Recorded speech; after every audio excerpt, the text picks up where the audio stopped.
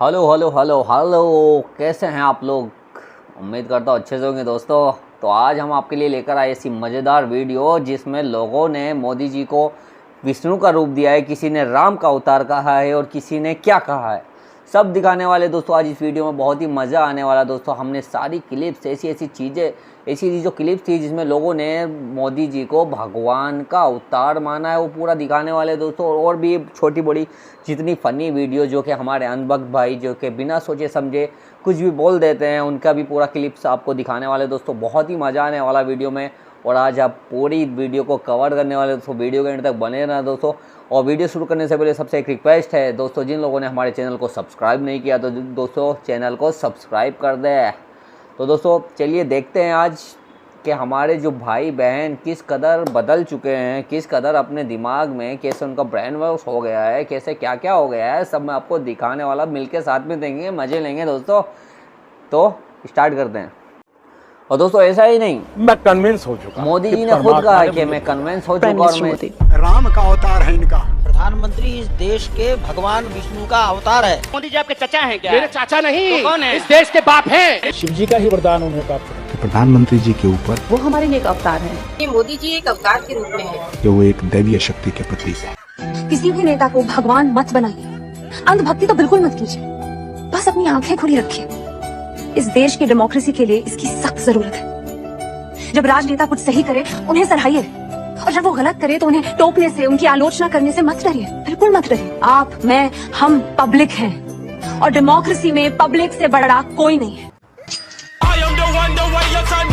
क्या लग रहा है दिल्ली में क्या होगा इस बार? दिल्ली में चमत्कार होगा भैया। क्या चमत्कार? देख लो, झाड़ू वाला छा गया। वो कह रहे मोदी आ रहे हैं। मोदी अभी गाली वक्त तुम चुपचाप रहो, बहुत खराब आ रहा तुम, ध्यान रखना। मनमोहन सिंह जब प्रधानमंत्री बने थे तो भारत की इकोनॉमी कितने नंबर पे, क्या बताइए? 10वें नंबर पे।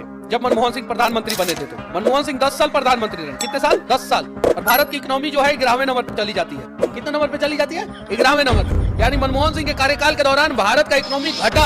आप कहाँ के ज्ञानी बाबा? अभी बदत है भाई, अभी बदत है। अरे भाई साहब, आप इतिहास उठाइए। 1991 में हमारे देश की हालत इतनी खराब थी कि मात्र 15 दिन का पैसा बचा था। सोचिए आप लोग भी, कोई व्यक्ति भी इतना गरीब नहीं होगा जिसके पास केवल 15 दिन का खर्चा होगा। 15 दिन में भारत बिकने वाला था। लोगों को लगा था कि फिर गुलाम होगा। उस समय पीवी नरसिंह राव प्रधानमंत्री थे। उन्होंने मनमोहन सिंह को कहा कि कुछ भी कीजिए, हम आपको प्रधानमंत्री तक का पावर देते हैं, लेकिन आप कुछ भी कीजिए, देश को बचाइए। इस व्यक्ति को देखिए, भारत का सोना इंग्लैंड में गिरवी रखना था। उस विषम परिस्थिति में देश की अर्थव्यवस्था को पटरी पर लाए और उन्होंने जब अर्थव्यवस्था को संभाला तो इस कदर पटरी पर संभाला कि पूरी दुनिया को पछाड़ते हुए पीपीपी के मामले पर भारतीय अर्थव्यवस्था तीसरे नंबर पर। मोदी ठीक है, और को टक्कर का ये बताओ। राहुल गांधी का कोई चांस नहीं है, क्यों लगता है? और जो मोदी जी ने किया है राहुल गांधी से मुझे नहीं लगता वो पॉसिबल है। तो रुको जरा, पहले बताओ, मैं यहीं खड़े खड़े कांग्रेस के कम से कम 200 काम गिना दूंगा। तुम मोदी जी के 4 काम गिनाओ। 4 काम। पहले तो गांव में बिजली गया। पहले बिजली नहीं था। बिल्कुल नहीं था। कंप्यूटर कब आया देश में? पता नहीं कब आया। तो फिर जब तुम्हें ज्ञान ही नहीं है तो बोलते क्यों? मेरा आरएसएस बनाम बीजेपी और बीजेपी बनाम आरएसएस के प्रवक्ता से पूछना चाहूंगा कि मोदी जी ने इस बार बोला है कि 400 से पार। ठीक है, तो 400 से पार वो सीटों की बात हो रही है या पेट्रोल और डीजल जो 100 पे वो 400 पे पहुंचेगा? नौकरी पर जब बात होती है तो आपका एक गाना वायरल होता है, जरा उसको सुनाइए कि ये गाना आज भी रेलेवेंट है। दौड़ दौड़ के लोग थक गए हैं, जूते चप्पल फट रहे हैं, लेकिन नौकरी नहीं। ये तब का गाना है जब तक नरेंद्र मोदी सरकार नहीं। ये किस साल का गाना होगा लगभग वैसे? किस साल? ये वाला गाना कौन से साल का? ये गाना है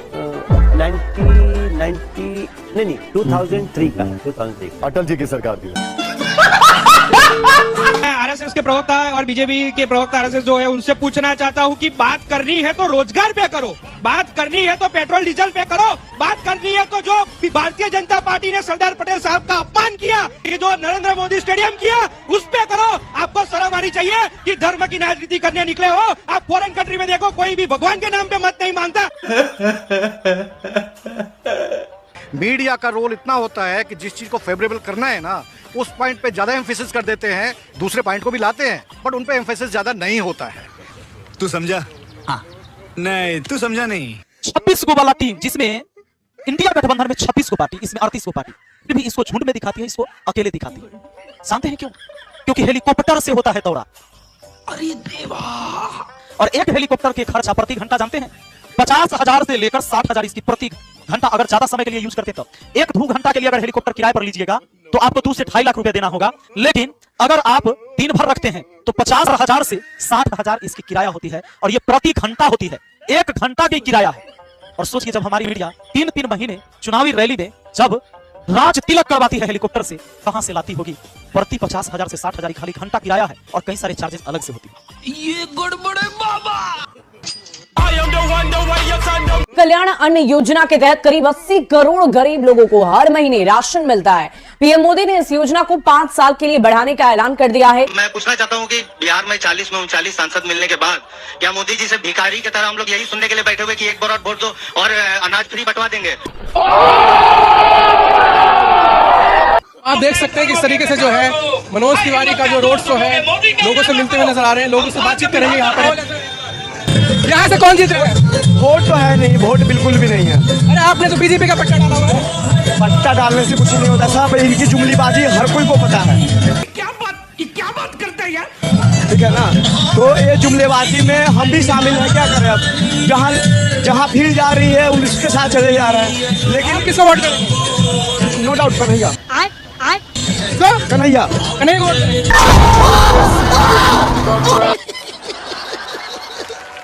50 करोड़ जब अकाउंट खोले तो 75 करोड़ जो है वो बहनों के नाम खोले। 50 करोड़ जब अकाउंट खोले तो 75 करोड़ जो है वो बहनों के नाम खोले। उठा ले रे देवा, उठा ले रे बाबा। सेकुलर दिखने की नौटंकी भी अब खत्म हो गई, दूसरे धर्मों को किनारे कर दिया गया। हर किसी को हिंदू धर्म का एक ऐसा विशाल मैदान दिख रहा है जिसमें घुसकर सभी अपनी अपनी क्रिकेट टीम के लिए पिच बनाने में लगे हुए। यह हिंदू धर्म का राजनीतिकरण नहीं है, बल्कि राजनीति का हिंदूकरण है। खबरें अब खत्म हो गई हैं, अब उनकी जगह प्रधानमंत्री ही खबर बनकर चल फिर रहे हैं। प्रधानमंत्री मोदी की धुआंधार बैटिंग। आज प्रधानमंत्री मोदी ने एक-एक करके हर वार किया। प्रधानमंत्री नरेंद्र मोदी ने विपक्ष के हर सवाल का जवाब दिया, चुन कर दिया। प्रधानमंत्री नरेंद्र मोदी ने 2024 में फिर से जीत की गारंटी दी है। नरेंद्र मोदी ने अविश्वास प्रस्ताव से मिले मौके के बाद 2024 के चुनाव का आज प्रधानमंत्री मोदी ने 2 घंटे और 13 मिनट तक लगातार खड़े रहकर बिना थके ये भाषण देकर देश को ये बता दिया कि आज भी पॉलिटिकल स्टेमिना के मामले में उनके बराबर कोई नहीं। आज की मीडिया का यही नियम है कि उनको नरेंद्र मोदी की सिवाय कोई बात करो उनको सुनना ही नहीं। बात तो सही है। मेरा सवाल गोरखपुर से है। सर मैं ये जानना चाहती हूँ कि आपने बोला था आने के बाद कि मोदी सरकार 400 पार, और हर जगह लिखा भी होता है। जब आपको भरोसा है कि मोदी सरकार दोबारा आएगी 400 पार से, तो फिर चंडीगढ़ में वोट चोरी करने की क्या जरूरत पड़ गई थी? कम्युनिटी के साथ तो मेरा संबंध कोई नया नहीं, बहुत पुराना बड़ा आत्मीय नाता रहा है। ठीक है। ग्वालियर के साथ मेरा एक दूसरा कनेक्ट भी है। हमारे ज्योतिरादित्य जी गुजरात के दामाद हैं। मेरा खुद का व्यक्तिगत रूप से फ्रांस के प्रति लगाव बहुत पुराना रहा है और मैं उसे कभी भूल नहीं सकता। और अरे यदुवंश के साथ तो हमारा रिश्ता है, हमारा नाता है। और इनके साथ मेरा निजी रूप से भी एक विशेष नाता है। और बलिया से मेरा एक भावुक रिश्ता ये भी है। समझ गया। और कोहरा समाज के साथ मेरा भी रिश्ता बहुत पुराना है। भगवान बुद्ध के साथ मेरा एक और संबंध भी है जिसमें अद्भुत संयोग भी है। अरे मुझे तो कराने लगा। रुको जरा, सब्र करो। जीवन का एक महत्वपूर्ण कालखंड मैंने आदिवासियों के बीच में बिताया।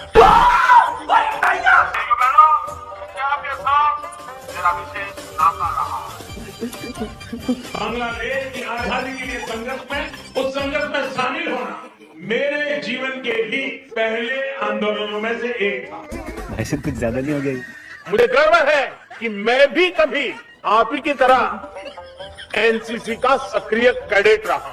जहाँ जाओ जिनके बीच जाओ उनके साथ पुराना नाता चिपका डालो, किसी को पता नहीं चले। राजनीति तभी अच्छी होती है जब नेता के रूप में आपके सामने ज्यादा से ज्यादा जवाबदेह होता है। वो भी